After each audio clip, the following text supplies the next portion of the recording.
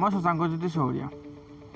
আজি মই সমাজত কিছুমান নীতি নিয়মৰ ভুক্তভোগী হৈছোঁ বা সমাজৰ কিছুমান নীতি নিয়মৰ মাজত পৰিছোঁ। মোৰ দৰে চাগে আপোনালোকো পৰিছে, কিন্তু আপোনালোকে চাগে মাত মাতিব পৰা নাই। আৰু মোৰ দৰে চাগে মোৰ আৰু আপোনাৰ দৰে চাগে 100জনো পৰিছে, কিন্তু সমাজৰ এই নীতি নিয়মৰ বিৰুদ্ধে মাত মাতিব পৰা নাই। কিন্তু আপুনি যদি এবাৰ ভাবি চায়, সমাজৰ এইবোৰ নীতি নিয়ম প্ৰয়োজনীয়নে? আপোনালোকে নিজকে এবাৰ প্ৰশ্ন কৰি চাবচোন। এতিয়া মই ক'ব বিচাৰিছোঁ যে কি, প্ৰত্যেকজন মানুহ বা প্ৰত্যেকজন ঘৰৰ পৰিয়ালে এখন সমাজৰ লগত জড়িত হৈ থাকে। মেইন কথাটো হৈছে সেইটো। যদি আমি চোৱা যায়, আমি 50 ঘৰে হওক 100 ঘৰে হওক বা এনেকুৱা ধৰণৰ কিছুমান মানুহৰ যেতিয়া ঘৰ লগ লাগিব, ঘৰ লগ লাগি এখন ৰাইজ হয়, সেই ৰাইজখনকে আমি সমাজ বুলি কওঁ। আপোনালোকে যদি চোৱা যায়, আপোনালোকে প্ৰত্যেকেই গম পাব যে গাঁৱত আমাৰ এখন ৰাইজ থাকে। সেই ৰাইজৰ মাজত কিছুমান নীতি নিয়ম থাকে, যিবোৰ নীতি নিয়ম প্ৰত্যেক ঘৰৰ মাজত প্ৰযোজ্য বুলি তেওঁলোকে কয় বা সমাজত প্ৰযোজ্য বুলি কয়। এতিয়া যদি চোৱা যায়, যিবোৰ পৰম্পৰা নীতি নিয়ম সেইবোৰ মানিবলৈ আমি আগ্ৰহী, বা আমাৰ ককাদেউতাই মানি আহিছিল বা আমাৰ ককাদেউতাৰ আগৰ পিঢ়িটো মানি আহিছিল, সেইবোৰ নীতি নিয়ম মানিবলৈ আমি আগ্ৰহী। কিন্তু যেতিয়া আপোনালোকে চোৱা যায় এটা বস্তু, সমাজৰ কিছুমান এনেকুৱা ধৰণৰ নীতি নিয়ম বৰ্তমান গঢ়ি তুলিছে, এইবোৰ নীতি নিয়মৰ দ্বাৰা আমি আগুৱাই যাব পৰা নাই। এইবোৰ নীতি নিয়মৰ ফলত আমি নিজকে পিছুৱাই আহিছোঁ এখোজ। আপোনালোকে যদি চাব, মই এটা কথা ক'ব বিচাৰিছোঁ, কাৰণ মই ভুক্তভোগী হৈছোঁ আজি সমাজৰ এনেকুৱা ধৰণৰ কিছুমান নীতি নিয়মৰ দ্বাৰা। মোৰ দ্বাৰা চাগে আপোনালোকো হৈছে। আপোনালোকে যদি চাই, সমাজৰ কিছুমান ৰাইজ থাকে, সমাজত এখন যদি ৰাইজ থাকে, এই ৰাইজবোৰৰ মাজত কিছুমান সৰু সৰু খেল থাকে। আপোনালোকে খেল বুলি ক'লে কিছুমান প্ৰাথমিক থকা বুলি কয়। এতিয়া এখন সমাজ যদি হয়, সেই সমাজখনে এজন মানুহক বা এটা পৰিয়ালক গঢ় দিব পাৰে। সমাজৰ সেইখিনি লক্ষ্য উদ্দেশ্য আছে। কিন্তু বৰ্তমান যদি সমাজত চোৱা যায়, সমাজ এখনে পৰিয়াল গঢ় দিছে নে পৰিয়াল বা এনেকুৱা ধৰণৰ ধ্বংস কৰিছে? আপোনালোকে নিজকে কুৱেশ্যন কৰি চাবচোন। কাৰণ এই মই খেলৰ কথা যদি ইয়াৰ আগতে ক'লোঁ, খেলবোৰৰ মাজত কিছুমান নীতি নিয়ম থাকে যে খেলৰ বান্ধোনত পৰি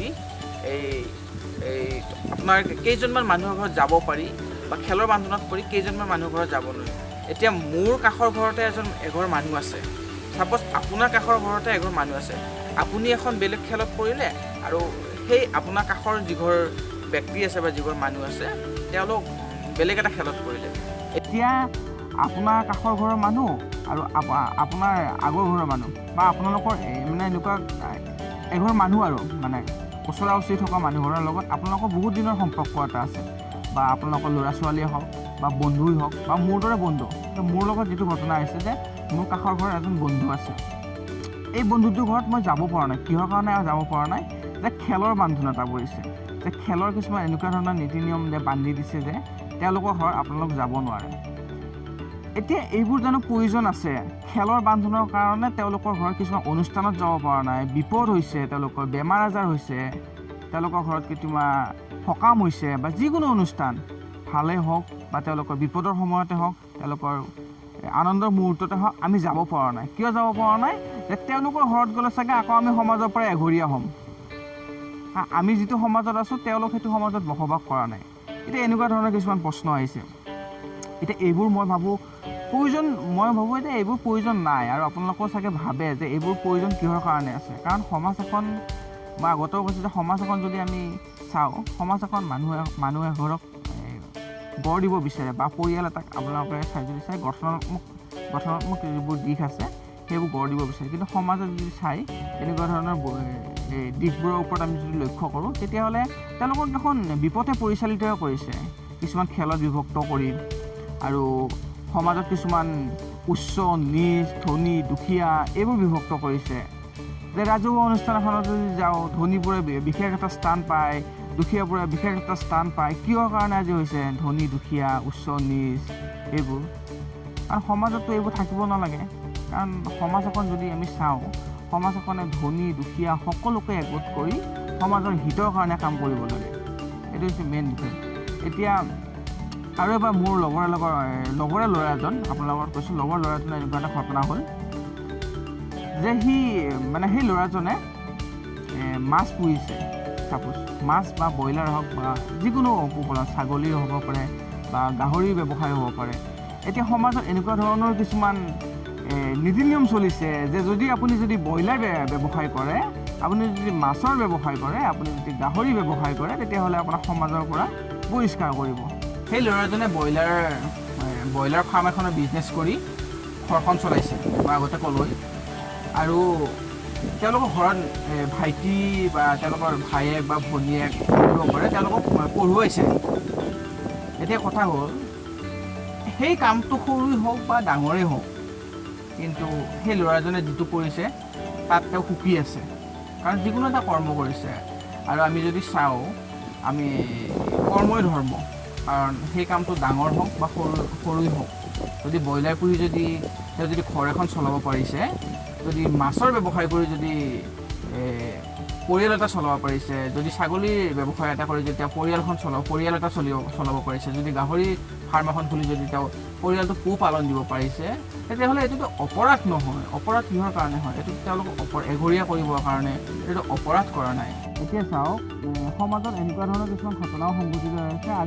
আজিৰ পৰা প্ৰায় 8 মাহমান আগৰ ঘটনা, ওদালগুৰি জিলা বৰঙা জিলাৰ এটা ঘটনা ঘটিছিল।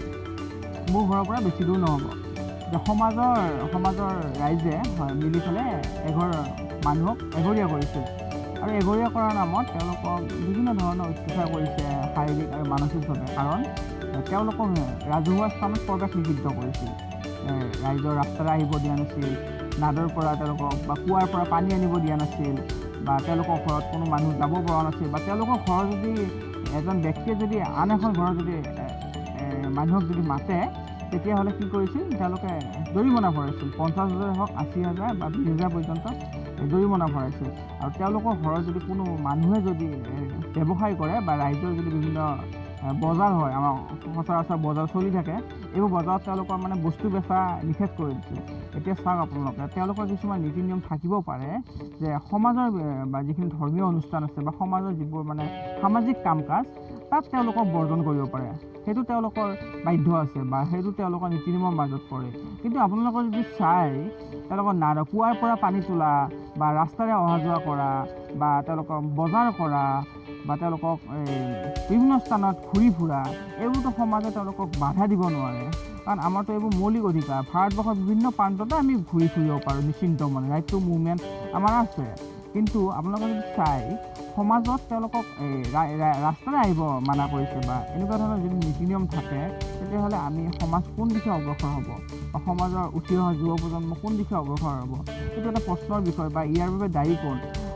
আপুনি এবাৰ ভাবি চাইছেনে? বা ইয়াৰ বাবে দায়ী যদি সমাজ হয়, তেতিয়াহ'লে সেই সমাজখনে কেনেকুৱা ধৰণৰ শিক্ষা দিব উঠি অহা যুৱ প্ৰজন্মক?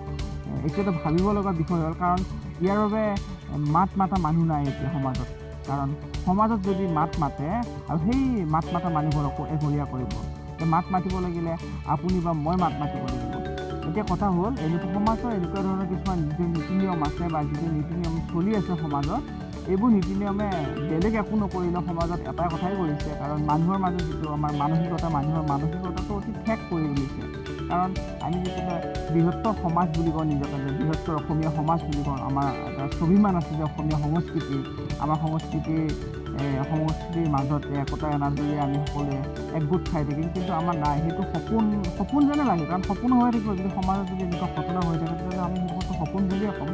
কাৰণ সমাজৰ এইবোৰ যিবোৰ নীতি নিয়মৰ মাজেৰে আমাক যদি আবদ্ধ কৰি ৰাখে, আৰু নীতি নিয়মৰ যিবোৰ মাজত যদি আমি আবদ্ধ হৈ পেলাই যদি আমি নিজকে যদি আগুৱাই লৈ যাব নোৱাৰোঁ, বা আমাৰ লগতে 10জনক যদি সমাজে এইবোৰ নীতি নিয়মৰ বিষয়ে যদি কৈ আগুৱাই যাব নোৱাৰোঁ, তেতিয়াহ'লে সমাজৰ এইবোৰ নীতি নিয়মৰ প্ৰয়োজন আছে। আপুনি এবাৰ নিজকে প্ৰশ্ন কৰি চাবচোন।